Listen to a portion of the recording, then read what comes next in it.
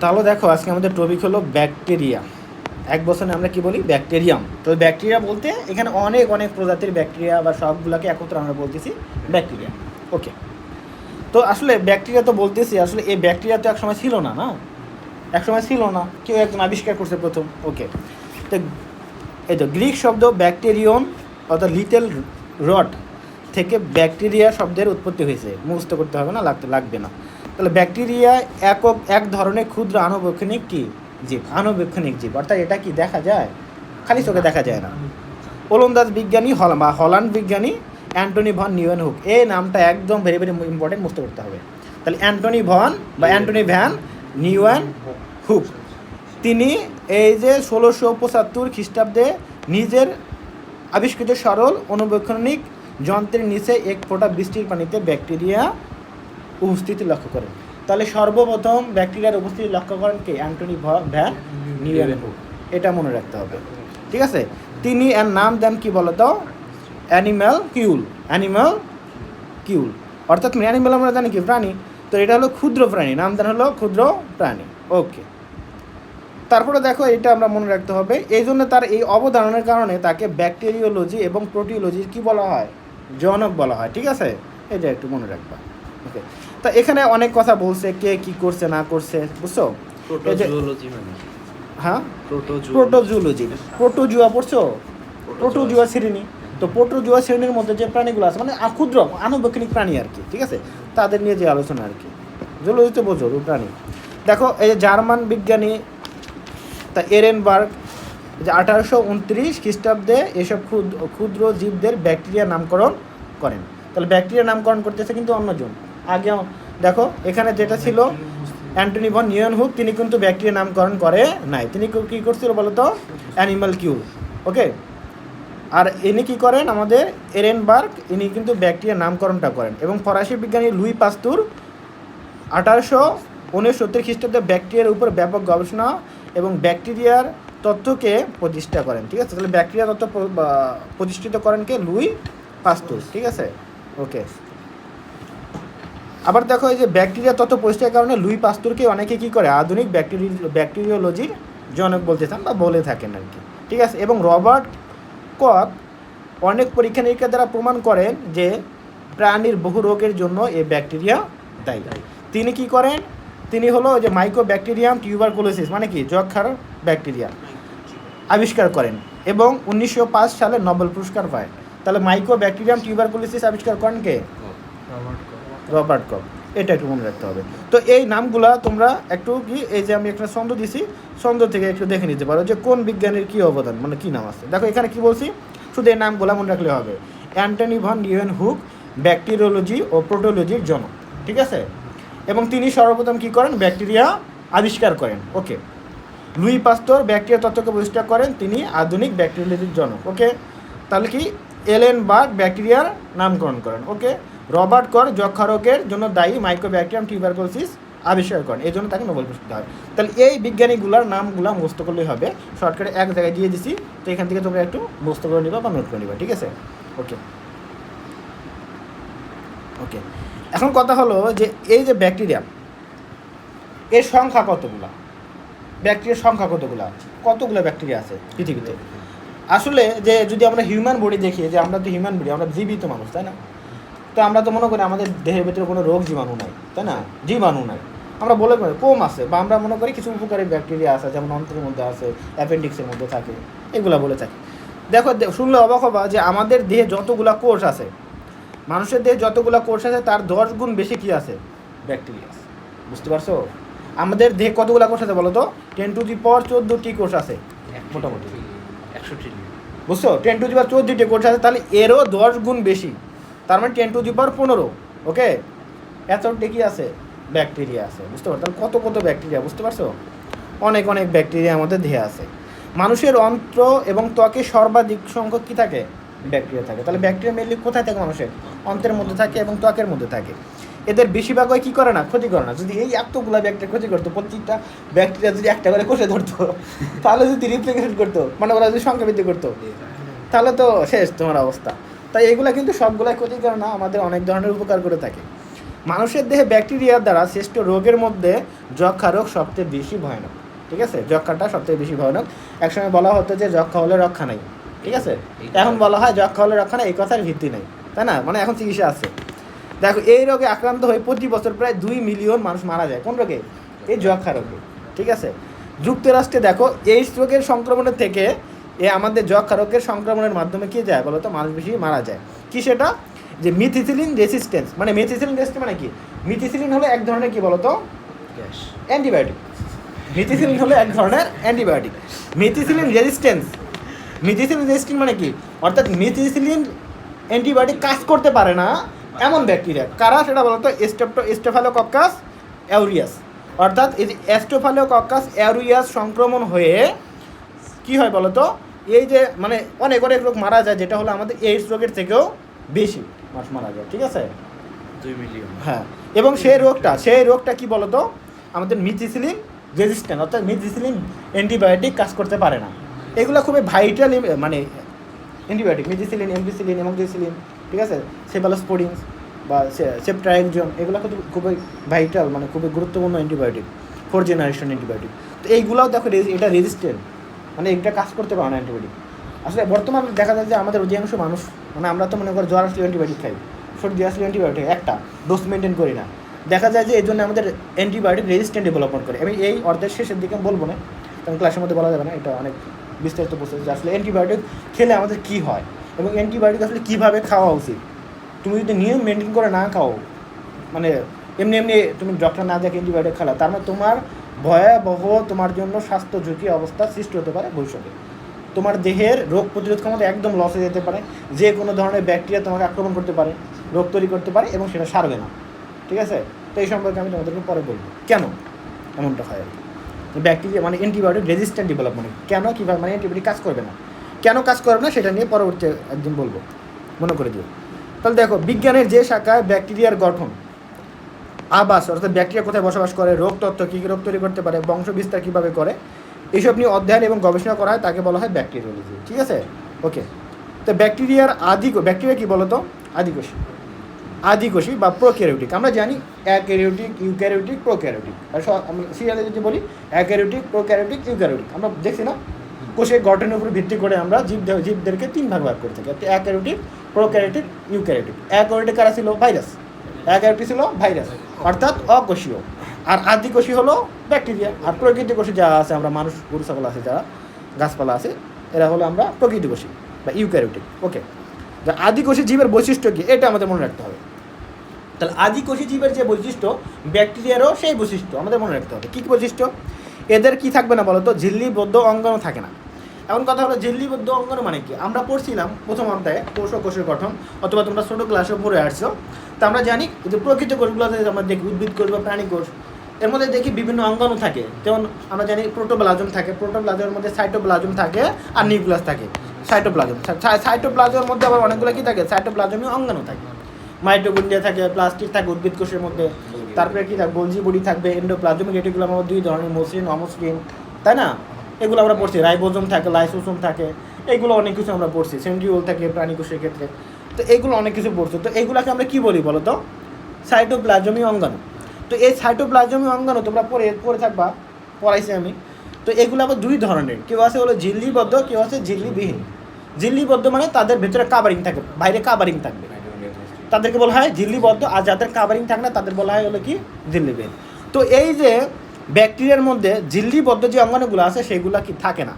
তা ঝিল্লিবদ্ধ অঙ্গাণু কারা কারা? আমি যখন পড়াইছিলাম তখন আমি সন্দেহ দিয়েছিলাম যে মায়ে পাগল। কী দিয়েছিলাম? মায়ে পাগল। মায়ে দিয়েছিলাম মাইটোকন্ড্রিয়া, যে মায়ে পাগল, পাগল। তাহলে এই যে মাইটোকন্ড্রিয়া, দিয়েছিলাম endoplasmic reticulum, plastid, Golgi body, lysosome. এইগুলা বলছিলাম কি বলতো? ঝিল্লিবিহীন। এগুলো ঝিল্লিবদ্ধ, হ্যাঁ, এইগুলো হলো ঝিল্লিবদ্ধ। আর বাকি যেগুলো সবগুলো কি? ঝিল্লিবিহীন। তো বলছিলাম এই যে এইগুলা কিন্তু কোথায় থাকবে না বলো তো? এইগুলো হলো ব্যাকটেরিয়াতে থাকবে না। যেগুলো ঝিল্লিবদ্ধ সেগুলো ব্যাকটেরিয়াতে থাকবে না। যেমন এখানে বলছে দেখো, এই যে নিউক্লিয়াস তো আছে, তো মাইটোকন্ড্রিয়া, তারপর endoplasmic reticulum, Golgi body, lysosome, chloroplast, এইগুলা কি নাই বলো তো? এইগুলো আসলে আমাদের এখানে থাকে না, ব্যাকটেরিয়াতে থাকবে না। ওকে, ক্লোরোপ্লাস্ট তো থাকবে না, তার মানে এটা কি? জীব বলতেছি আমরা, তাই না? প্লাস্টিক কোথায় থাকে? যে নিজে নিজে খাদ্য তৈরি করে। মানে উদ্ভিদ কোষে থাকবে। তো এখানে ব্যাকটেরিয়া তো থাকার কথা না, এটা অপশনই বাদ। ওকে, তো বাকিগুলোর মধ্যে দাও, এগুলো যেহেতু ঝিল্লিবদ্ধ, এগুলো আমাদের এখানে থাকবে না। তো ঝিল্লিবদ্ধ মনে রাখার উপায় হলো কি বলতো, মায়ের পাগল। ওকে ওকে, এখন দেখো আদি কোষ। ওকে, এগুলো তাহলে হলো না, কেবলমাত্র কি থাকবে, রাইবোজোম থাকবে। রাইবোজোম এমন একটা জিনিস যেটা সকল কোষেই থাকে, কোষ হলেই আদি কোষ যেটা থাকবে, যেটা অকোষী হলে থাকবে না, যেমন ভাইরাসে নেই। কারণ রাইবোজোম তাহলে থাকেই, কিন্তু একটা হলো ইউনিক একটা সাবস্টেন্স, মানে মলিকুল, ম্যাক্রোমলিকুল, এটা থাকে। কেন থাকতে হয় বলো তো? রাইবোজোমের দরকার কি? প্রোটিন তৈরি করা। তার কারণ জীবের ভাষায় কি প্রোটিন, জীবের ভাষায় হলো প্রোটিন। তো প্রোটিন তৈরি করার যে ফ্যাক্টরি রাইবোজোম, এটা থাকতে হবে। ওকে, কোষে একটি দ্বিসূত্রক অখণ্ড কার্যত ডিএনএ, বৃত্তাকার ডিএনএ অণু থাকে, তাকে আমরা কি বলি বলো তো? প্লাজমিড বলে থাকি, তাই ওগুলো পরের বিষয়। তো মেনলি ডিএনএ তো থাকাতে হবে একটা, তাই না? নিউক্লিক অ্যাসিড, তো নিউক্লিক অ্যাসিড হিসাবে এখানে থাকে কি, ডিএনএ থাকে। নিউক্লিক অ্যাসিড দুই ধরনের, একটা আরএনএ, একটা হলো ডিএনএ। যেখানে কি থাকে, ডিএনএ থাকে। তো সেটা কেমন, এটা বৃত্তাকার ডিএনএ থাকবে। কেমন? বৃত্তাকার ডিএনএ, দ্বিসূত্রক অখণ্ড। মানে অখণ্ড মানে কি, খণ্ডিত না, একদম গোল সার্কেল। বুঝতে পারছো? প্রতিটা শব্দ বুঝাই দিচ্ছি, একটু মনে রাখবা, না বুঝতে বলবা। তো এটা কি বলতো, আদি ক্রোমোজোম নেই, কি নাই বলতো, যা আদি ক্রোমোজোম নেই। ও এই আগে বলছে এটা হিসাবে পরিচিত। তাহলে এটা কি, আদি ক্রোমোজোম হিসাবে পরিচিত। কি বলি, আদি ক্রোমোজোম হিসাবে পরিচিত। প্লাজমিডকে আমরা বলি কি, আদি ক্রোমোজোম বলি, যেটা বৃত্তাকার ডিএনএ। ওকে, এতে হিস্টোন প্রোটিন থাকে না, আমরা ওখানে পড়েছিলাম, গঠন করেছিলাম যে হিস্টোন প্রোটিন থাকে, তাই না, নিউক্লিক অ্যাসিডে, বাট এখানে হিস্টোন প্রোটিন থাকে না। তাহলে ব্যাকটেরিয়া অত্যন্ত ক্ষুদ্রাকায়। ব্যাকটেরিয়া কি বলতো, অত্যন্ত ক্ষুদ্রাকায়। তবে এটা কি বলতো, ভাইরাসের থেকে বড়, এবং অনুবক্ষীন যন্ত্র ছাড়া এদেরকে দেখা যায় না। এদের কোষে জড় কোষপ্রাচীর থাকে, তাই এরা উদ্ভিদের মিল সম্বর, এটা মনে রাখতে হবে। এদের মধ্যে কি আছে বলতো, জড় কোষপ্রাচীর আছে উদ্ভিদের মতো। এবং আমরা দেখলাম এদেরকে অনুবক্ষীনিক যন্ত্র থাকা ছাড়া দেখা যায় না। তাহলে এদেরকে সাধারণ অনুবক্ষীনিক যন্ত্র দিয়ে দেখা যায়, বাট এদের দেখার জন্য ইলেকট্রন অনুবক্ষীনিক যন্ত্রের প্রয়োজন হয় হয় না। ইলেকট্রন অনুবক্ষীনিক যন্ত্রের প্রয়োজন হয় কাদের দেখার জন্য, ভাইরাস। ওকে, তাহলে এখানে আমরা কী দেখলাম, এখানে আমরা দেখলাম কয়েকজন বিজ্ঞানীর নাম। কোন বিজ্ঞানে কী করছে, কোন বিজ্ঞানে প্রথম আবিষ্কার করছে, কাকে ভাইরোলজি এবং ব্যাকটেরিওলজি, মানে কাকে ব্যাকটেরিওলজির বা প্রোটিওলজির জনক বলা হয়, আমরা দেখলাম। কে সর্বপ্রথম ব্যাকটেরিয়া নামকরণ করছে, ঠিক আছে? কে সর্বপ্রথম আমাদের মাইক্রোব্যাকটেরিয়াম টিউবারকুলোসিস আবিষ্কার করছেন। এই যে নাম কটা বিজ্ঞানীদের মনে রাখতে হবে, ঠিক আছে? তারপর কি বললাম যে ব্যাকটেরিয়া আসলে কি, আনুবীক্ষণিক প্রাণী, তাই না?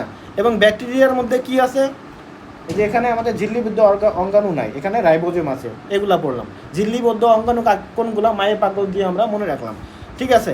তারপরে আমরা কি পড়লাম, তারপরে আমরা এখানে দেখলাম যে তার ভিতরে একটা কি আছে, নিউক্লিক অ্যাসিড আছে, যেটা ডিএনএ, এটা হলো দ্বিসূত্রক এবং অখণ্ড, এটাকে প্লাজমিড বলি, যেটা হলো আদি ডিএনএ। ওকে, আদি ক্রোমোজোম আর কি। ওকে, এগুলো আমরা পড়লাম। এবং আমরা এটাও দেখলাম যে ব্যাকটেরিয়ার চারিপাশে কি আছে, একটা প্রাচীর আছে, কোষ প্রাচীর আছে, যেটা উদ্ভিদ কোষের সদৃশ বা মতো। তো এইগুলোই পড়া কঠিন না সহজ? এবং আমরা এটাও দেখলাম যে আমাদের দেহের ভিতরে অনেক ব্যাকটেরিয়া বসবাস করে, প্রায় আমাদের দেহে যতগুলো কোষ আছে তার 10 গুণের বেশি। এইগুলো ম্যাক্সিমাম কোথায় থাকে, আমাদের অন্ত্রের মধ্যে এবং ত্বকে থাকে, এবং এগুলো আমাদের উপকারী। আমরা একটু পরে পড়বো যে ব্যাকটেরিয়া আমাদের অন্ত্রের মধ্যে vitamin B, vitamin K, niacin, এই ভিটামিনগুলো কী করে, তৈরি করে কারা, ব্যাকটেরিয়া, ঠিক আছে? ওকে, তাহলে এখানে আর কিছু লাগবে না।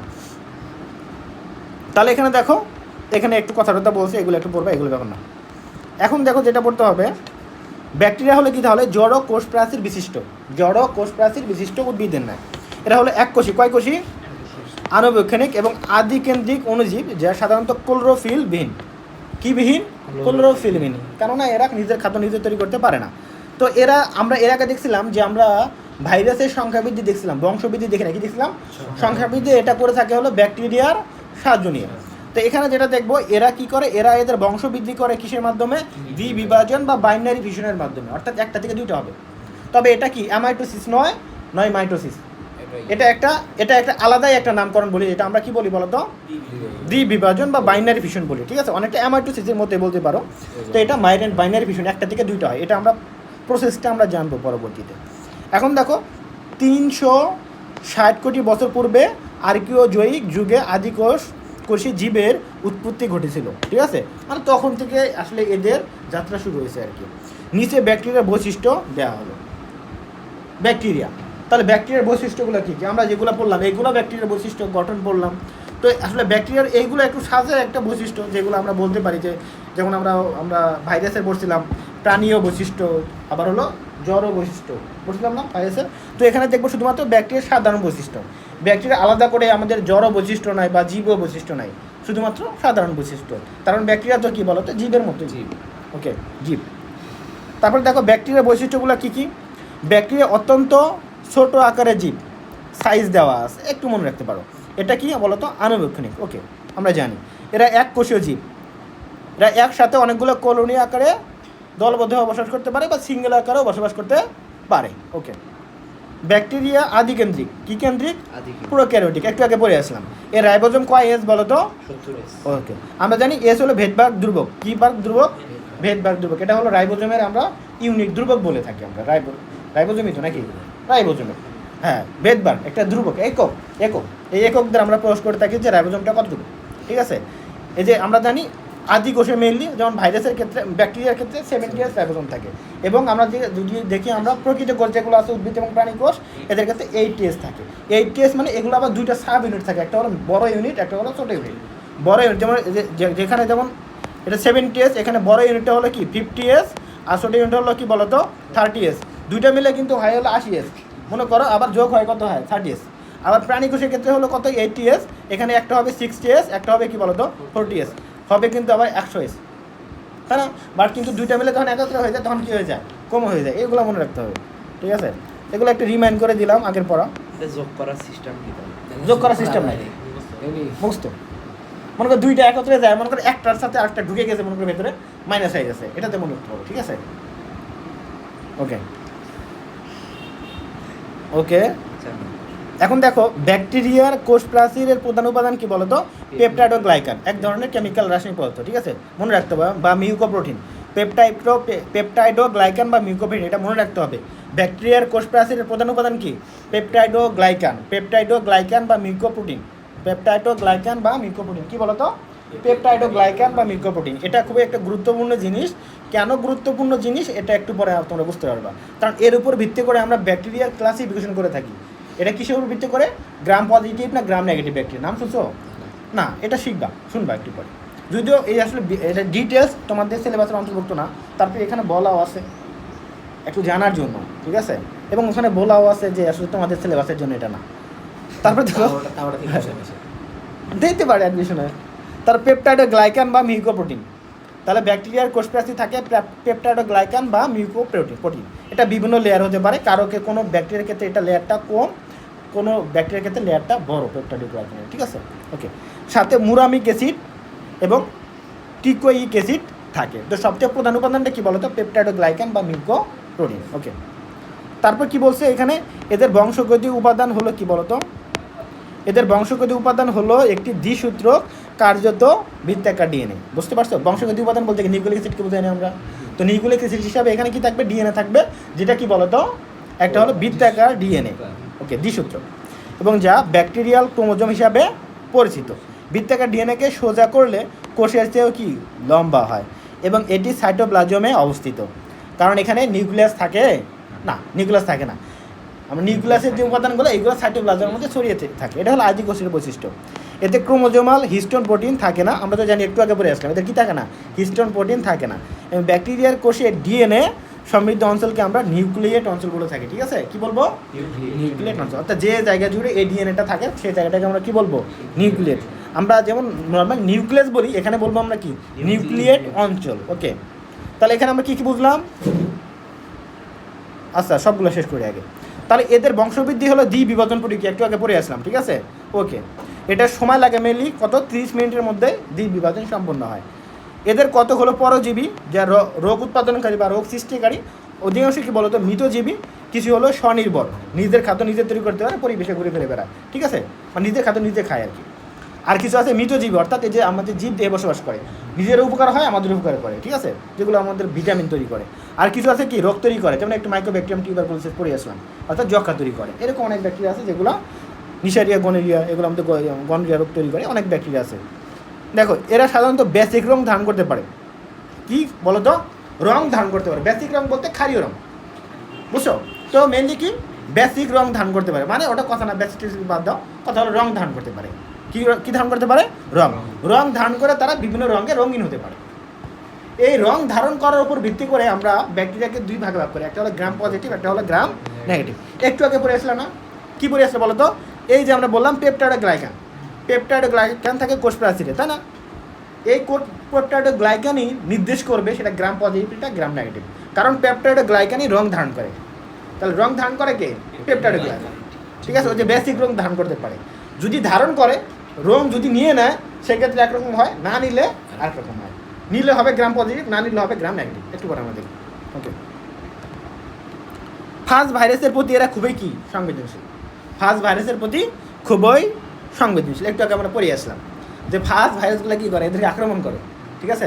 এদের আক্রমণ করে, এদের সাথে কি এদেরকে ভক্ষণ করতে পারে, আবার এদের ভেতরে ভাইরাসের ডিএনএ পুশ করে দিয়ে তাদের সংখ্যা বৃদ্ধি করে। পড়লাম না একটু আগে, লাইটিক চক্র, লাইসোজেনিক চক্র, ওকে। এদের অধিকাংশই অজৈব লবণ জারিত হয়ে শক্তি সংগ্রহ করে, ঠিক আছে? এটা শক্তি পেয়ে থাকে, এটা বেশ ইম্পর্টেন্ট, দরকার নেই। তো ব্যাকটেরিয়ার প্রতিকূল পরিবেশে টিকে থাকার জন্য এন্ডোস্পোর বা অন্তরণু গঠন করে, ঠিক আছে? অর্থাৎ স্পোর গঠন করে। অন্তরণু বলতে আমরা অনেক পড়ছো যে বীজগুলা যেমন আছে, তাই না? যেমন অনেক বীজও কী করে বলো তো, প্রতিকূল পরিবেশে টিকে থাকার জন্য বাইরে একটা শক্ত কাভারিংয়ের মধ্যে তৈরি করে আর কি, মানে শক্ত থাকে, অঙ্কুরিত হয় না, ঠিক আছে? বন্যায় ভেসে যায়, পরবর্তীতে যখন শুকায় যায় তখন কী হয়, অঙ্কুরিত হয় আর কি। তো এরকম ব্যাকটেরিয়াগুলো কী করতে পারে, নির্দিষ্ট একটা এন্ডোস্পোর অন্তরণু গঠন করতে পারে, মানে তারা একটা প্রোটেকশনের মাধ্যমে থাকতে পারে, যেখানে তাদের ক্ষতি হবে না, তারা জীবিত থাকে, এটা সুপ্ত অবস্থায় থাকে আর কি। এটা আর কি 50 বছর পর্যন্ত তারা সুপ্ত অবস্থায় থাকতে পারে, পরিবেশে ঘুরে বেড়াচ্ছে সুপ্ত অবস্থায়, ঠিক আছে? প্রতিকূল পরিবেশে, ঠিক আছে? মারা যেতে পারে এরকম একটা পরিবেশে। এরপর যখন তার অনুকূল পরিবেশ পাবে তখন কী হবে, তারা আবার ফুটে উঠবে। এরা দেখো -17 ডিগ্রি থেকে 80 ডিগ্রি সেন্টিগ্রেড তাপমাত্রায় বাঁচে। কত ডিগ্রি এটা মনে রাখতে হবে। ব্যাকটেরিয়াগুলো নর্মালি -17 থেকে 80 ডিগ্রি সেন্টিগ্রেড তাপমাত্রা পর্যন্ত বাঁচে। এই জন্য আমরা বলি না যে আমরা যখন খাবার রান্না করি তার মধ্যে মেলে আসলে ব্যাকটেরিয়াগুলো থাকে না, মারা যায় আর কি, ঠিক আছে? এই জন্য তো আমরা বলি যে বেশি ভালো করে তাপ দিয়ে রান্না করতে হবে। এতে করে যদি ব্যাকটেরিয়া রোগ সৃষ্টি করে অনুজীব থাকে কোনো, তাহলে কী হয়, অধিকাংশ মারা যায়, ঠিক আছে? ওকে, দেখো কিছু কিছু ব্যাকটেরিয়া আছে কি, দেখো ফ্রিজে রাখলেও মারা যায় না কম তাপমাত্রা, বুঝছো? -17 ডিগ্রি তো মারা যায় না, বুঝছো? ফ্রিজের ভেতরেও বংশবৃদ্ধি করতে পারে, এমনও ব্যাকটেরিয়া আছে। প্রকৃত ক্রোমোজোম না থাকায়, তাহলে কি প্রকৃত ক্রোমোজোম না থাকে এরা মাইটোসিস বা মাইটোসিস ও মায়োসিস ঘটে না এদের মধ্যে, ঠিক আছে? ওকে, অ্যামাইটোসিসের মধ্যে একটা কিছু ঘটে, যেটা হলো বাইনারি ফিউশন। এদের কত কি বলতো, বাধ্যতামূলক অবায়বীয়। বাধ্যতামূলক অবায়বীয় বলতে কি বোঝায়? বোরিং চ্যাপ্টার নাকি, অনেক কঠিন শব্দ করতে হয়। তো বাধ্যতামূলক অবায়বীয় বলতে কি বোঝায় বলো তো কেউ? বাধ্যতামূলক অবায়বীয় বলতে কি, অর্থাৎ এরা যদি বায়বীয় পরিবেশে আসে, অক্সিজেনের সংস্পর্শে এরা বাঁচতে পারবে না, ঠিক আছে? অর্থাৎ এরা বায়ুর সংস্পর্শে আসলে বাঁচে না, বুঝতে পারছো? তাহলে বাধ্যতামূলক অবায়বীয়, ঠিক আছে? বা অব্লিগেট অ্যানারোবস, অর্থাৎ অক্সিজেন থাকলে বাঁচতে পারে না। উদাহরণ কি বলতো, ক্লোস্ট্রিডিয়াম। তাহলে ক্লোস্ট্রিডিয়াম এমন পরিবেশে থাকে যেখানে অক্সিজেন নাই, বুঝতে পারছো? এরপর দেখো কত গাছের সুবিধাবাদী অবায়বীয়, অর্থাৎ কি বলতো, সুবিধাবাদী অবায়বীয়। মেনলি এরা কি অক্সিজেনের উপস্থিতি থাকতে পারে, অনুপস্থিতিতেও থাকতে পারে, ওকে? অর্থাৎ অক্সিজেন উপস্থিতিতেও এরা বাঁচতে পারে। কত গাছে আবার কি বাধ্যতামূলক বায়বীয়, অর্থাৎ এরা বায়ু অনুপস্থিতিতে বাঁচতে পারবে না, এদের বাঁচার জন্য অবশ্যই অক্সিজেন দরকার, এদেরকে বলা হয় বাধ্যতামূলক বায়বীয়, ঠিক আছে? উদাহরণ কি বলতো, অ্যাজোব্যাক্টার বেইজারনিকা। তাহলে কি বেইজার ইন সিকা, কি বলি, বেইজার ইন কিয়া, ওকে, আনকমন একটা ব্যাকটেরিয়ার নাম, যাই হোক আমার বইয়ে তো না এটা। তাহলে দেখো কি বললাম আমরা এখানে, যে এই যে অক্সিজেন ডিমান্ডের উপর ভিত্তি করে আমরা ব্যাকটেরিয়াকে 3 ভাগে ভাগ করলাম। একটা হলো বাধ্যতামূলক অবায়বীয়, একটা হলো ফ্যাকাল্টেটিভ, ইংলিশ বলতেছি, তাহলে বাধ্যতামূলক অবায়বীয়, আরেকটা কি বলতো সুবিধাবাদী অবায়বীয়, আরেকটা কি বলতো বাধ্যতামূলক বায়বীয়। তাহলে 3টা টাইপ, অর্থাৎ একটা কি বলতো, তাহলে একটা অব্লিগেট অ্যানারোবস, একটা হলো ফ্যাকাল্টেটিভ অ্যানারোব, আরেকটা কি বলতো অ্যানারোবস। এই একটা কি অব্লিগেট, একটা হলো আমাদের অব্লিগেট অ্যানারোবস, অ্যারোবস। তাহলে অ্যানারোবস আর হলো কি অ্যারোবস। তাহলে অ্যানারোব বলতে কি অক্সিজেন এখানে কি, এখানে অক্সিজেন লাগবে না আর কি, ঠিক আছে? তাহলে যেটাই হোক, যদি ইংলিশ বাংলা যেটা আছে ওটা দিয়ে দিবে আর কি। তাহলে আমরা বাধ্যতামূলক বায়বীয় বাধ্যতামূলক, অবায়বীয়, আর এটা হলো কি বলতো বাধ্যতামূলক বায়ু। সুবিধাবাদী একটা, দুই পরিষেবা আসতে পারে। তো আমরা কী কী দেখলাম এখানে? এখানে মেনলি আমরা মলিকুলার গঠন থেকে যে আণুবৈজ্ঞানিক প্রাণী কত সাইজ আছে সেখান থেকে শুরু করে যেখানে তার ক্লাসিফিকেশনে বললাম যে মানে অক্সিজেন ডিমান্ডের উপর ভিত্তি করে কার অক্সিজেন লাগবে না তার উপর ভিত্তি করে ক্লাসিফিকেশন অবধি বললাম। এখানে দেখলাম যে কত ডিগ্রি সেলসিয়াস তাপমাত্রা বাঁচতে পারে, -70 থেকে 80 ডিগ্রি অবধি তারা বাঁচতে পারে, তাই না? এদের মধ্যে কি থাকে? আমাদের নিউক্লিক অ্যাসিড থাকে, সেটা কি বলতো বৃত্তাকার ডিএনএ, তাই না? এদের আদ দিয়ে আমরা ক্রোমোজোম বলে থাকি, এবং যে জায়গা জুড়ে থাকে তাদেরকে আমরা কি বলি বলতো নিউক্লিয়েট বলে থাকি। এবং আমরা জানি এরা রং ধারণ করতে পারে, বেসিক রং ধারণ করতে পারে, এবং রং ধারণ করার ক্ষমতার উপর ভিত্তি করে দুই ভাগ করে থাকে, একটা হলো গ্রাম পজিটিভ, একটা হলো গ্রাম নেগেটিভ। এদের যে প্রাচীরটা আছে এর মধ্যে পেপটাইড ও গ্লাইকান থাকে বা মিল্কো প্রোটিন থাকে, এটা মেনলি রং ধারণ করে থাকে, ঠিক আছে? এটা আমরা জানলাম আমরা। তো আমরা আর কি জানলাম? এরা সিঙ্গেল আকারও থাকতে পারে এবং কলোনি আকারও মেনলি বেশিরভাগ থাকে আর কি। আমরা এটা নর্মালি জানি, যেটা আমি প্রথম অধ্যায় বা জুলজির প্রথম অধ্যায় পড়তে বলি আমরা, যারা হলো কি বলতো নিম্ন শ্রেণীজীব, এককোষী বা বহুকোষী বা টিস্যু গঠন করে না, অর্থাৎ যারা নিম্ন শ্রেণীজীব তারা সাধারণত কি যে কোনো কিছু, তারা নিম্ন শ্রেণী, মানুষের মধ্যে যারা নিম্ন শ্রেণী তারা গ্রুপ করে থাকে, দলবদ্ধভাবে থাকে। যারা বড় লোক তাদের গ্রুপ থাকার দরকার আছে। দেখবা ওই যে আমেরিকাতে দেখবা যারা বড় লোক হয় তারা একটা দ্বীপ কিনে ফেলায় যে একাই বসবাস করে, তাই না? অর্থাৎ যারা স্বয়ং সম্পন্ন তারা কিন্তু একাই থাকে, আর যারা দুর্বল, ওয়েট, গঠন অনুন্নত তারা কি করে? কলোনি আকারে গঠন করে থাকে। এটা যে কোনো জীবের ক্ষেত্রেই, ঠিক আছে? তো এটা মনে রাখতে হবে, মাথায় রাখতে হবে।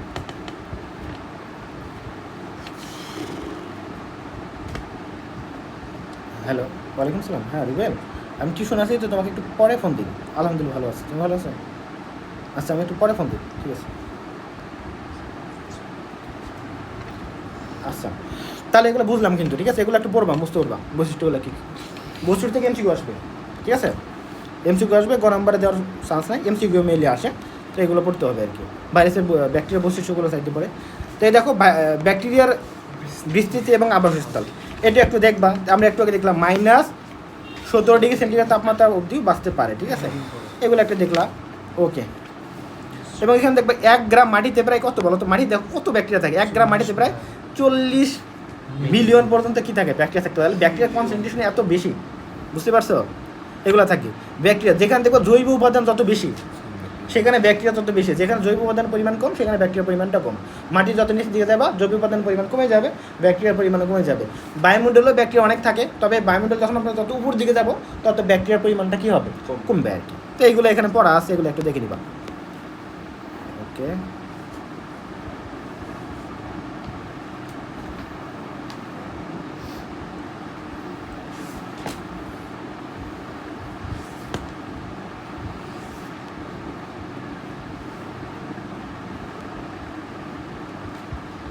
তো ওকে, এখন দেখো পরে আসি ওটা, ব্যাকটেরিয়া এবং ব্যাকটেরিয়া ক্লাসিফিকেশন। এখন আর তাহলে আমরা আসবো ব্যাকটেরিয়া ক্লাসিফিকেশন, তাই না? ওকে,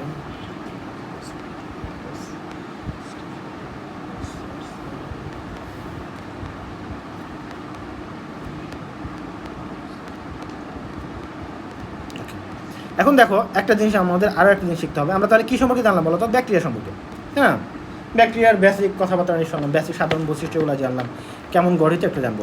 তো এখন আরেকটা জিনিস জানবো, ব্যাকটেরিয়ার মধ্যে একটা জিনিস আছে যাদেরকে আমরা ব্যাকটেরিয়া না বলে আমরা বলে থাকি কি বলতো? আর কি ব্যাকটেরিয়া। কি বলে থাকি? ব্যাকটেরিয়া বলতেছি, সাথে একটা বিশেষণ যোগ করে দিচ্ছে আর কি ব্যাকটেরিয়া। তো আর কি ব্যাকটেরিয়াটা কি? এটা ব্যাকটেরিয়ার মতোই, তবে এটা কি বলতো?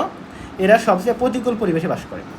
নর্মালি আমরা দেখলাম ওখানে ব্যাকটেরিয়া, যেগুলো ব্যাকটেরিয়া ছিল নর্মালি -17 ডিগ্রি থেকে 80 ডিগ্রি সেন্টিগ্রেড তাপমাত্রার মধ্যে বাসে, মোটামুটি ভালো একটা পরিবেশে বাসে আর কি। বেশি প্রতিকূল না, কিন্তু এটা অনুকূল ধরা যায়, তাই না? তবে এরা এমন ব্যাকটেরিয়া যারা কি বলতো সবচেয়ে, এটা নোট করে নিবা, সবচেয়ে প্রতিকূল পরিবেশে বাঁচতে পারে, ঠিক আছে? এদের অভিযোজন যদি বলি, ঠিক আছে, মেথানোফাইরাস যেমন এটা একটা ব্যাকটেরিয়া, ঠিক আছে? এই আর কি ব্যাকটেরিয়া, এটা 110 ডিগ্রি সেন্টিগ্রেড তাপমাত্রা টিকে থাকে। নর্মালি এখানে ব্যাকটেরিয়া 80 ডিগ্রি পর্যন্ত দেখলাম, বাট এটা দেখো 110 ডিগ্রি অবধিও কি টিকে থাকে আর কি। এবং ভালো বৃদ্ধি ঘটে কততে বলো তো? এদের বৃদ্ধি ঘটে 98 ডিগ্রি সেন্টিগ্রেড তাপমাত্রা, ভালো বৃদ্ধি ঘটে এদের বংশবিস্তার করতে। আর যেখানে ভাইরাসের লিমিটে হলে কি সর্বোচ্চ 80, আর এখানে 98-তে ভালো বৃদ্ধি করে। কিন্তু দেখো 84 ডিগ্রির নিচে এরা কি মরে যায়। কারণ এরা কম তাপমাত্রায় আবার কি বাঁচতে পারে না, তাহলে এরা অত্যাধিক তাপমাত্রায় বুঝছো এরা কিন্তু বাঁচতে পারে, যেখানে নর্মাল ব্যাকটেরিয়াগুলো বাঁচতে পারে না। ঠিক আছে, হ্যাঁ। এগুলো থাকে কই বলেন? এখন দেখো মেথানোজেন যেটা আছে, আগে বলি। মেথানোজেন এক ধরনের আর্কি ব্যাকটেরিয়া আছে যেটা প্রতি বছর বায়ুমণ্ডলে 2 মিলিয়ন টন মিথেন গ্যাস মুক্ত করে। হ্যাঁ, 2 মিলিয়ন টন, বুঝতে পারছো কত?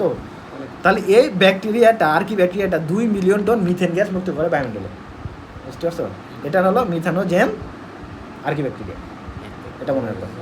এখন দেখো, তাহলে এখন একটা জিনিস দেখবো আমরা, তাহলে আমরা দুটো জিনিস দেখলাম, একটা হলো ব্যাকটেরিয়া, একটা হলো কি আর্কি ব্যাকটেরিয়া। আর্কি ব্যাকটেরিয়াটা তুলে নিবা। তো এখন আমরা এই ব্যাকটেরিয়া এবং আর্কি ব্যাকটেরিয়ার মধ্যে একটা পার্থক্য দেখবো, ঠিক আছে? পরীক্ষা আসে তখন দেখা যায় ব্যাকটেরিয়া এবং আর্কি ব্যাকটেরিয়ার মধ্যে পার্থক্য অতটা মনে, মানে একটু শুধু মনে রাখবা আর কি। সাপোজ কোষ প্রাচীর যদি বলি, আমরা দেখছিলাম ব্যাকটেরিয়ার কোষ প্রাচীরের প্রধান উপাদান কী ছিল? পেপটাইডোগ্লাইকান। পেপটাইডোগ্লাইকান এটা কিন্তু আমাদের প্রধান উপাদান বস্তু থাকে পেপটাইডোগ্লাইকান, তবে আর্কি ব্যাকটেরিয়াতে এটা নেই। মেমব্রেন লিপিড যদি বলি, এটা ইথার লিঙ্ক থাকে, এটা ইথার লাগ থাকবে, এটা শাখান্বিত, কিন্তু এখানে থাকবে কি এস্টার। এগুলো আমরা জৈব যৌগ, ঠিক আছে, এগুলো পরে থাকবা। হ্যাঁ, ইথার এস্টার। তারপরে এটা কি inhibitor tRNA transfer RNA inhibitor যেটা থাকে এটা হলো মিথিওনিন, এটা থাকে হলো কি বলতো ফরমাইন মিথিওনিন। ওকে, নামগুলো একটু মনে রাখতে পারো। আরএনএ পলিমার যদি বলি, এটা একাধিক থাকে, এটা এক ধরনের আরএনএ পলিমারেজ থাকবে ব্যাকটেরিয়াতে। ফটোসিনথেটিক পিগমেন্ট যদি বলি, ফটোসিনথেটিক পিগমেন্ট বলতে কি বোঝায় বলো তো? হ্যাঁ, ফটোসিনথেটিক পিগমেন্ট অর্থাৎ এখানে কি, অর্থাৎ ওই যে সালফারের মতো আর কি পিগমেন্ট যেগুলো ওইগুলো পিগমেন্ট মানে রঞ্জক, ঠিক আছে? এখন দেখো ব্যাকটেরিয়া রোডোপসিন থাকে, কি থাকবে? রোডোপসিন কোথায় থাকে বলো, কি বলবা? রোডোপসিন অ্যান্ড আয়োডোপসিন কোথায় পড়ছো? কোনোপসিন। রোডোপসিন, আয়োডোপসিন, কোনোপসিন কোথায় আছে? আমাদের চোখে আছে, রেটিনাতে আছে। আমাদের দুই ধরনের কোষ আছে, রড সেল এবং কোন সেল? রড সেলে থাকে রোডোপসিন, যেটা আমাদের সাদা কালো দর্শনের জন্য দায়ী, আর কোনোপসিন যেটা হলো রঙিন ভীষণের জন্য আমাদের দায়ী, তাই না? হ্যাঁ, কোন কোষ পড়বে এটা। আর এটা কি ব্যাকটেরিয়া ক্লোরোফাইল, আর এটা কি বলতো ক্লোরোফাইল এ, এইগুলো আছে এখানে। তো এটা একবার দেখে নিতে পারো, অত ইম্পর্টেন্ট না। তো এখন আমরা যেটা দেখবো সেটা হলো কি দেখবো? ব্যাকটেরিয়ার ক্লাসিফিকেশন। তো ক্লাসিফিকেশনে কী কী পড়তে হবে? ব্যাকটেরিয়ার ক্লাসিফিকেশনে কী কী পড়তে হবে? কঠিন লাগতেছে কি? বেশি মনে হচ্ছে? আচ্ছা, ব্যাকটেরিয়ার ক্লাসিফিকেশন, তো এখানে কী কী পড়তে হবে? তো এখানে ব্যাকটেরিয়া কত মানে টাইপগুলো আগে নামগুলো মুখস্থ করতে হবে। চিত্র পরের ব্যাপার, কথা হলো টাইপগুলোর নাম মুখস্থ করতে হবে। আসে পরীক্ষা আসে, গ নম্বরে আসতে পারে, ক নম্বরও দিতে পারে।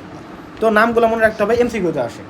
তো কী কী দেখো, ব্যাকটেরিয়াকে তাদের কোষের আকৃতিগত পার্থক্য, জৈবিক প্রক্রিয়া, পুষ্টির তারতম্য, ফ্লাজেলার ভিন্নতা, রঞ্জন গ্রহণের ক্ষমতা, অর্থাৎ কী ধরনের রং মানে রং গ্রহণ করতেছে কিনা, ওই যে গ্রাম পজিটিভ গ্রাম নেগেটিভ, এবং স্পোর উৎপাদনের ক্ষমতা ইত্যাদি বৈশিষ্ট্যের উপর ভিত্তি করে বিভিন্ন শ্রেণীবিন্যাস করা হয়ে থাকে।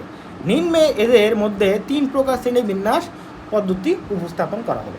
কয় প্রকার? অনেক টাইপের শ্রেণীবিন্যাস করা যায়। তো এর মধ্যে কয় টাইপের? 3 টাইপের শ্রেণীবিন্যাস উল্লেখ করা হলো। কি কি? কোষের আকৃতিগত শ্রেণীবিন্যাস, ওটা দেখতে কেমন তার উপর ভিত্তি করে শ্রেণীবিন্যাস। কী কী আছে?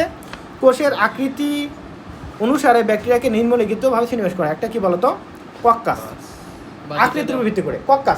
কক্কাস মানে গোলাকৃতি। কক্কাস মানে কি? গোলাকৃতি। তাহলে গোলাকৃতির ব্যাকটেরিয়াগুলোকে আমরা কি বলে থাকি? কক্কাস। আরেকটা হচ্ছে ব্যাসিলাস, অর্থাৎ দণ্ডাকৃতি। কি থাকবে? তাহলে কক্কাস, ব্যাসিলাস, নামগুলো মুখস্থ করবা। কক্কাস বলতে গোলাকৃতি, তারপরে হলো ব্যাসিলাস দণ্ডাকৃতি, তারপরে কমাকৃতি বা কোমাকৃতি, তারপরে কি বলতো? স্পাইরিলিয়াম, তারপরে হলো বহুরূপী মানে বিভিন্ন আকৃতি দেখায়। আরেকটা কি বলতো? তারাকার বা স্টিলেট তারার মতো, একটা হলো বর্গাকৃতি। তাহলে এই যে আকৃতিগুলো আছে, প্রথমে দেখো আকৃতির উপর ভিত্তি করে তাহলে কোন কোন টাইপ আছে এইগুলা টাইপগুলো মনে রাখতে হবে, ঠিক আছে? এই কক্কাস আছে, ব্যাসিলাস আছে, কমাকৃতি, স্পাইরিলিয়াম আছে, বহুরূপী আছে, এবং তারাকার আছে, বর্গাকৃতি আছে। এই নামগুলো মুখস্থ করতে হবে। দেন কি করতে হবে? কক্কাসের 2-1টা উদাহরণ মনে রাখতে পারো। তাহলে কক্কাস আগে নামগুলোই মুখস্থ করবে আর কি, টাইপগুলো।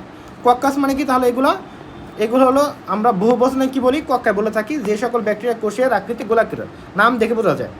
কক্কাসকে 6 ভাগে ভাগ করা হয়, এইগুলো মনে রাখতে হবে। তাহলে কক্কাস বললাম, কি বললাম? কক্কাসকে আবার 6 ভাগে ভাগ করা হয়। একটা হলো মাইক্রো কক্কাস বা মোনোকক্কাস, এগুলো সিঙ্গেল ভাবে বসবাস করে। দেখো সিঙ্গেল করে। যে সকল ব্যাকটেরিয়া গোলাকার একা একা থাকে তাদেরকে কি বলা হয়? মাইক্রো কক্কাস, ঠিক আছে? তাহলে এই নামটা এই উদাহরণটা মনে রাখলে হবে না রাখলে হবে। তাহলে মাইক্রোকক্কাস, এই যে নামের একটা মাইক্রোকক্কাস আছে, এটা দেখাও তোমার বুঝতে পারবো উদাহরণ যে কোনটি মাইক্রোকক্কাস।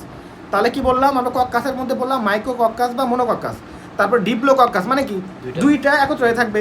তারপরে টেট্রাকক্কাস মানে কি চারটা থাকবে, যেখানে চারটা আছে, চারটা কক্কাস, টেট্রাকক্কাস, চারটা কক্কাস, ঠিক আছে। তাহলে স্ট্রেপ্টোকক্কাস, কি কক্কাস?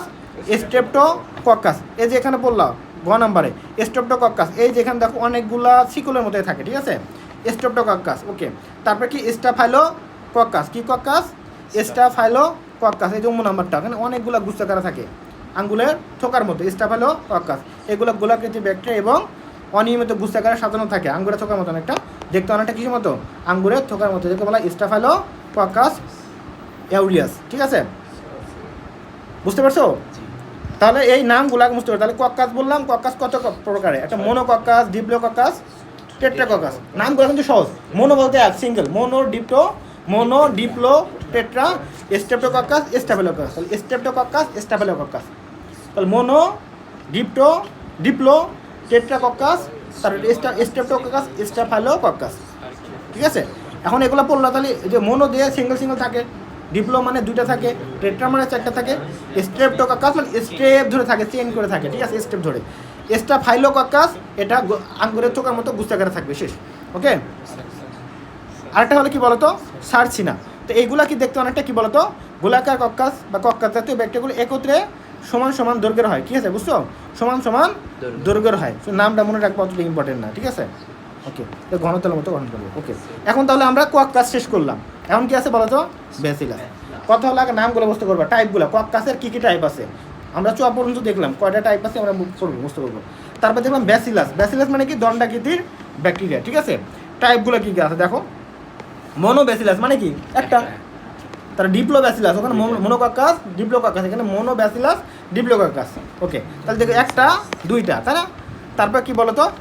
স্ট্রেপ্টোব্যাসিলাস, ওখানে স্ট্রেপ্টোকক্কাস হলো স্ট্রেপ্টোব্যাসিলাস, এই যে সিকুলের মধ্যে থাকবে, ঠিক আছে। ওকে, তারপরে কি বলতো? কক্কোব্যাসিলাস মানে কি? এখানে মানে তার মানে কুমাকৃতির মতো ব্যাসিলাস হবে, ঠিক আছে। ওকে, এটা একটু মনে রাখতে হবে। তারপরে তাহলে কি হলো? তারপরে হলো কি বলতো? Palisade bacillus. এ দেখে নিবে একটু, প্যালিসেড ব্যাসিলাস। শুধু নামগুলো বুঝতে পারবা, কি করবা? নামগুলা, তো কোনটা কি ধরনের এটা একটু কখনো আসে, ঠিক আছে। মেইনলি যে স্ট্রেপ্টোব্যাসিলাস এগুলো আসে, যেমন দুইয়ের অধিক ব্যাসিলাস ব্যাকটেরিয়া একত্রে যুক্ত হয়ে লম্বা সূত্রাকার গঠন করে যে ব্যাকটেরিয়া তাকে কী বলা হয়? স্ট্রেপ্টোব্যাসিলাস। এমসিকিউ আসতে পারে, ঠিক আছে। তো কমনগুলোই আসবে, বেশি আনকমন দিবে না। ওকে, এগুলো পড়লাম। দেন হলো কমাকৃতি বা ভিব্রিও যেগুলো আছে, যেমন ভিব্রিও কলেরা বলি, যে কলেরার জন্য দায়ী, ঠিক আছে, ভিব্রিও কলেরা। তা কমাকৃতি বা ভিব্রিও, যেমন যেসব ব্যাকটেরিয়া আকৃতি কমা আকৃতি, তাদেরকে বলি আমরা কমার মতো দেখতে, তাদেরকে বলি আমরা কমাকৃতি বা ভিব্রিও বলে থাকি। মনে রাখবা, কমাকৃতি বা ভিব্রিও। উদাহরণ কি? ভিব্রিও কলেরা, যেটা হলো কলেরা রোগের জন্য দায়ী। কলেরা রোগ কি বায়ুবাহিত না পানিবাহিত বলো তো? পানিবাহিত রোগ। ওকে, এগুলো দেখো। তারপরে কি বলো তো? স্পাইরিলিয়াম। তো এগুলো নামগুলো একটু মনে রাখবা প্রথমে। হ্যাঁ, স্পাইরিলিয়াম, এগুলো কি পেঁচানো সর্বিলাকার সাপের মতো, ঠিক আছে। ওকে, এটা কি স্পাইরিলা মানে কি? এই যে সর্বিলাকার, এটা পড়ে আসছে যে প্রথম অধ্যায়ে আছে এগুলো। তারপরে বহুরূপী মানে কি? এর রূপ চেঞ্জ করে, এক এক সময় এক এক আকৃতি, ঠিক আছে, নামটা একটু পড়লাম। তারপরে তারাকার মানে কি? তারার মতো দেখতে, ঠিক আছে। ওকে, তার বড় আকৃতি বলতে এটা হলো কি? 4 বাহু বিশিষ্ট হবে, এটা একটু পড়লাম। নামগুলো শুধু মনে রাখলাম। তারপরে এটা ফিলামেন্টাস, বুঝছো? ফিতার মতো অনেকটা ফিলামেন্ট গঠন করবে, সূত্রাকার ফিলামেন্টাস, বুঝছো? এটা একটু মূল্য আর কি। যে ক্যান্ডিডাস যেগুলো আছে, ক্যান্ডিডাস, সাবাজিলা। তো বেশি করা হলো কি? তাহলে এগুলো তো সহজ, যে একক নাম, এগুলো কোনো ভাগ নাই। ফিলামেন্টাস, বড়াকৃতি, তারাকার, বহুরূপী, স্পাইরিলিয়াম, কমাকৃতি, তো প্যালিসেড, তারপরে এগুলো হলো। আর আমাদের কক্কাস এবং ব্যাসিলাস এই দুটো টাইপ আছে, এবং দেখবো সবগুলো মোটামুটি একই না, একটা মুস্ত করলে পরেরটা আসতেছে। তো নামগুলো মুস্ত করতে হবে। তো এখানে দেখো আমি একটা যে লিস্ট দিয়েছি, এখান থেকে মুস্ত করতে পারো। এই যে কক্কাসের মধ্যে কী কী টাইপ আছে? তো কক্কাসের মধ্যে দেখো মাইক্রোকক্কাস, ডিপ্লোকক্কাস, টেট্রাকক্কাস, বানান একটু ভুল আছে, স্ট্রেপ্টোকক্কাস, স্টাফিলোকক্কাস। ব্যাসিলাসের ক্ষেত্রে মোনোব্যাসিলাস, ডিপ্লোব্যাসিলাস, স্ট্রেপ্টোব্যাসিলাস, কক্কোব্যাসিলাস এবং প্যালিসেড ব্যাসিলাস। ওকে, তো এইগুলো কিন্তু সুন্দর করে তুমি এখান থেকে পড়তে পারো। বাকি কি? এই যে সর্পিলাকার আছে, স্পাইরিলিয়াম আছে, ভিব্রিও কলেরা আছে, ভিব্রিও বা কমাকৃতি আছে, ঠিক আছে, বহুরূপী আছে, তারাকার আছে, বর্গাকার আছে, সূত্রাকার আছে, এটা লাইক তোমাদের। তাহলে দেখো এইখান থেকে তুমি অল্প একটুতে দেখা যাচ্ছে পরে নিতে পারো, শুধু মুস্ত করবা টাইপটা, সহজ না করি সহজই আছে। তো এগুলো পড়া এখানে, হ্যাঁ একটু পড়বা। এখানে দেখো দেখো বই বলছে এটা তোমাদের কি রঞ্জক শ্রেণী বিন্যাস ভিত্তিক, এটা পরে বলতেছি, এটা আমি কিনে আসছি। এবং পরে দেখো ফ্লাজেলা ভিত্তিক শ্রেণী বিন্যাস, অর্থাৎ এই যে ফ্লাজেলা, এই যে পাশে দেখতেছো না ব্যাকটেরিয়ার এই যে দুই পাশে, এগুলো কি বলা হয় ফ্লাজেলা। এই ফ্লাজেলার উপস্থিতির উপর ভিত্তি করে কয়টা আছে তার উপর ভিত্তি করে নামকরণ করা হয়েছে। দেখো এটা হলো কি, হ্যাঁ পড়ে নিও তা বলবো। দেখো অ্যাট্রিকাস কি বলা হয়, অ্যাট্রিকাস মানে কি এদের কোনো ফ্লাজেলা নাই না, সহজ একদম পড়ে দেখো। অ্যাট্রিকাস মানে ফ্লাজেলা নাই। তাহলে মোনোট্রিকাস মানে কি, মোনো মানে এক, মোনোট্রিকাস একটা ফ্লাজেলা আছে। তাহলে কি অ্যাম্ফিট্রিকাস, এদের দুই প্রান্তে দুইটা আছে, ঠিক আছে। তারপর হলো সেপালোট্রিকাস বলতে কি এদের এক গুচ্ছ আছে, দেখো এক পাশে এক গুচ্ছ আছে। তারপর হলো কি লবোট্রিকাস বলতে দুই পাশে এক গুচ্ছ করে আছে। পেরিট্রিকাস মানে পেরি মানে কি চার পাশে না, তার চার পাশে 6 সিট আছে, এটা হলো পেরিট্রিকাস। তাহলে সহজ না কঠিন, অ্যাট্রিকাস, মোনোট্রিকাস, অ্যাম্ফিট্রিকাস, সেপালোট্রিকাস, লবোট্রিকাস, পেরিট্রিকাস। একবার পড়ো, দুইবার, একবার না 5 বার পড়ো হয়ে যাবে, ঠিক আছে। 5 বার পড়তে 5 সেকেন্ড লাগবে, 5 সেকেন্ড লাগবে না, 5 সেকেন্ড লাগবে, 5 সেকেন্ড করে 6 সেকেন্ড করে 1 মিনিট হয়ে যাবে। সো ইজি কিন্তু। এখন দেখো আমরা যেটা জানবো একটু, এটা হলো দেখো রঞ্জক ভিত্তিক শ্রেণীবিন্যাস, যেটা খুবই ইম্পর্টেন্ট, মানে ইম্পর্টেন্ট কিন্তু তোমাদের সিলেবাসের অন্তর্ভুক্ত না। দেখো লেখছে এখানে সিলেবাসের বহির্ভূত কিন্তু জানা জরুরি, ঠিক আছে। আসতে পারে এমসিকিউতে আসে, না জানলে শোনো, তার মানে এটা যদি না বোঝো মানে একটু পরে দেখবা এটা হলো গ্রাম পজিটিভ, এটা গ্রাম নেগেটিভ, তো নিজের মনেই প্রশ্ন থাকবে গ্রাম পজিটিভ মানে কি, কেন এটা গ্রাম পজিটিভ, কেন এটা গ্রাম নেগেটিভ, বা এটা মনে আসবে না। তো এই বিষয়টা জানা উচিত, তাই না। তার তুমি হুদায় যে মুস্ত করবা তখন উল্টা পুল্টা হবে আর কি। এবং এটার সাথে অনেকগুলো বিষয় জড়িত আছে। তো একটু আগে আমরা দেখলাম যে আমরা ব্যাকটেরিয়ার প্লাসে কি থাকে, একটু গুরুত্বপূর্ণ কেমিক্যাল উপাদান, সেটা হলো পেপটাইডোগ্লাইকান, তাই না, বা মিউকোপ্রোটিন, দেখলাম না, পেপটাইডোগ্লাইকান বা মিউকোপ্রোটিন। তো এই যে পেপটাইডোগ্লাইকান বা মিউকোপ্রোটিন এর উপস্থিতির উপর ভিত্তি করে, বা এটা কতখানি, লেয়ারটা পুরো না থিন, এটার উপর ভিত্তি করে মেনলি আমাদের এই ব্যাকটেরিয়াটার নামকরণ করা হয়। তো আসলে মানে ভেতরে যদি বলে মেন বিষয় এটাই, পেপটাইডোগ্লাইকান কতটুকু পুরো। তবে আসলে আমরা এটা করি রঞ্জক ধারণ করার ক্ষমতা উপর ভিত্তি করে, অর্থাৎ যার পেপটাইডোগ্লাইকান লেয়ার পুরো, সে রং ধারণ করতে পারে, তাকে আমরা কি বলবো পজিটিভ। কারণ বিষয়টা তাহলে কি, যার পেপটাইডোগ্লাইকান পুরো তাকে বলতেছি পজিটিভ, অথবা যে রং ধারণ করতে পারে তাকে বলতেছি কি আমরা পজিটিভ, একই জিনিস। আর যার পেপটাইডোগ্লাইকান লেয়ারটা পাতলা, রং ধারণ করতে পারে না, তাকে কি বলতেছি আমরা। এটা আসলে কীভাবে করা হয়, প্রসেসটা আমরা কীভাবে করা হয় একটু বলি আমি। তো প্রথমে কী করা হয় যে আসলে এটা কি রংজক ধারণ করার ভিত্তি করা, রংজক মানে রং ধারণ করার ভিত্তি করে প্রথমে কি করা হয়, ব্যাকটেরিয়া নেওয়া হলো, কী নিলাম, ব্যাকটেরিয়া আমরা এখানে নিছি, স্লাইডের মধ্যে আমরা নিছি, এগুলোকে স্লাইড বলা হয়, কী বলা হয়, স্লাইডের উপর নিছি। নেওয়ার পরে এখানে আমরা কী দিছি বলো তো, ক্রিস্টাল ভায়োলেট বা বেগুনি রং নিছি, আমরা কী নিছি বলো তো, ড্রপে করে আমরা বেগুনি রং দিছি, ব্যাকটেরিয়ার উপর আমরা বেগুনি রং দিছি। এখন ব্যাকটেরিয়ার প্রাচীরে কী আছে বলো তো, পেপটাইডোগ্লাইকান। তো এই যে আমরা এখানে মনে করি একটা আমরা ব্যাকটেরিয়া আছে, ব্যাকটেরিয়ার প্রাচীরে কী আছে, এখানে পেপটাইডোগ্লাইকান লেয়ার আছে, মানে এইটাই মনে করো পেপটাইডোগ্লাইকান লেয়ার লালটাই। তো এখানে যখন আমরা এই যে বেগুনি দিব আমরা, তখন পেপটাইডোগ্লাইকানটা কী করতে পারে বলো তো, এটা গ্রহণ করে।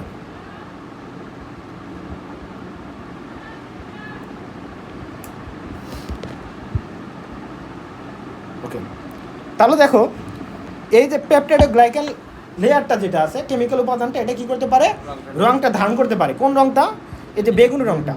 আর কথা হলো পেপটাইডোগ্লাইকান লেয়ারটা যদি পুরো হয়, অনেক মোটা হয়, অনেক যদি মোটা হয়, তাহলে কী করবে বলো তো, বেশি পরিমাণে রং ধারণ করতে পারবে।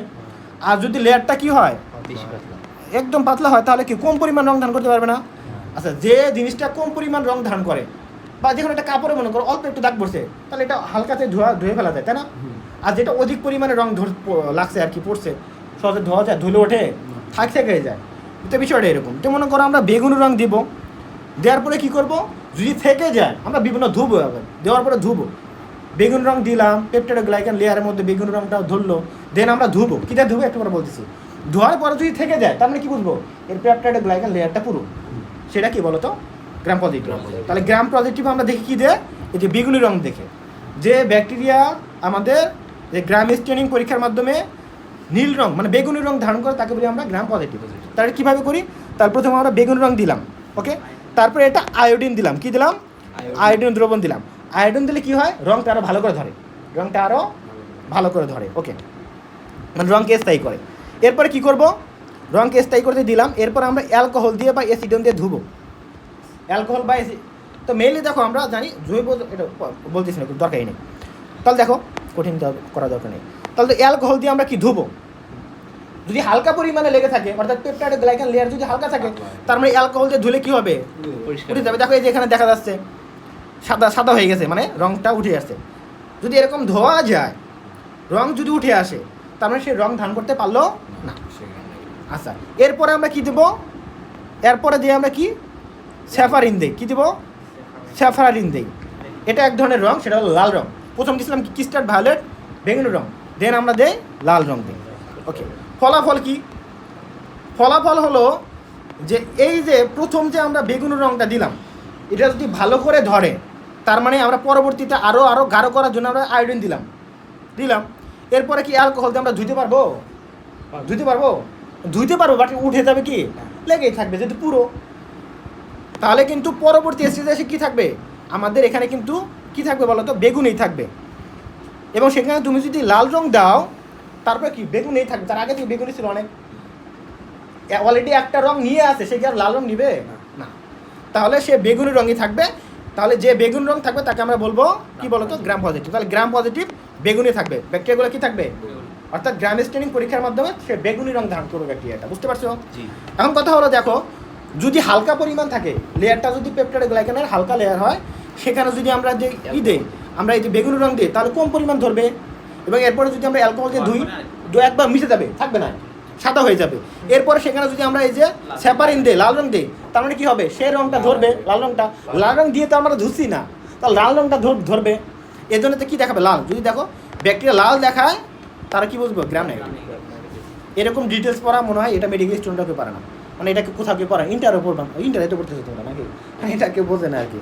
তো তোমাদেরকে ডিটেলস আমি পড়াইলাম, বুঝতে পারো নাকি? তাহলে গ্রাম স্টেনিং পরীক্ষার মাধ্যমে যে ব্যাকটেরিয়াটা বেগুনি রং ধারণ করে তাকে বলি আমরা গ্রাম পজিটিভ, আর যেটা লাল রং ধারণ করবে তাকে বলবো আমরা গ্রাম নেগেটিভ। কেন, কিভাবে, কি হলো, সবই কিন্তু বুঝাই দিলাম পেপটাইড গ্লাইকানের কারণে। ওকে, তাহলে আমরা এখানে সবই পড়লাম, স্লাইডও সব পড়ানো হয়েছে, এই অবধি পড়া। এরপরের দিন আমরা শিখবো হলো ব্যাকটেরিয়ার গঠন, পরীক্ষা দিয়ে তারপরে যদি হয় হবে, না হলে না পরীক্ষা নেব। তো এটা তো যতটুকু পড়ছো মুখস্থ করবা। ওকে।